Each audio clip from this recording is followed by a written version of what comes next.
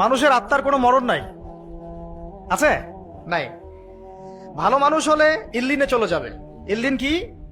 আল্লাহ রাব্বুল আলামিন একটা আরেকটা জগৎ তৈরি করেছেন, সৃষ্টি করেছেন। এখানে পুণ্যবান ব্যক্তিদের আত্মাগুলো থাকে, সেখানে জান্নাতের নাজ নেয়ামত ভোগ করতে থাকে, সেখানে জান্নাতি নাজ নেয়ামত সে ভোগ করতে থাকে।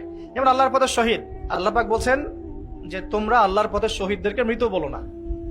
আমাদের চোখে মনে হয় তারা মারা গেছে। তোমরা আল্লাহর রাস্তায় শহীদদেরকে মৃত বলো না, তারা জীবিত। অন্য একটা আয়াত সূরা আল ইমরানে আছে তাদেরকে রিজিক দেওয়া হয়, তাদেরকে রিজিক দেওয়া হয়, কিন্তু তোমরা এটা বুঝতে পারো না। তারা কোথায় আছে? ইল্লিনে। এটা একটা জগৎ, ঠিক আছে? আরেকটা হলো সিজ্জিন।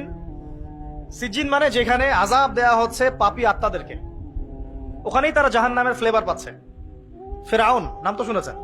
ফেরাউন এবং তার দলবলকে প্রতিদিন 2 বার, সকালে এবং সন্ধ্যায়, জাহান্নামে থাকার জায়গা দেখানো হয়, আযাব দেখানো হয়। মানে মানুষের আত্মার কিন্তু মরণ হয় না।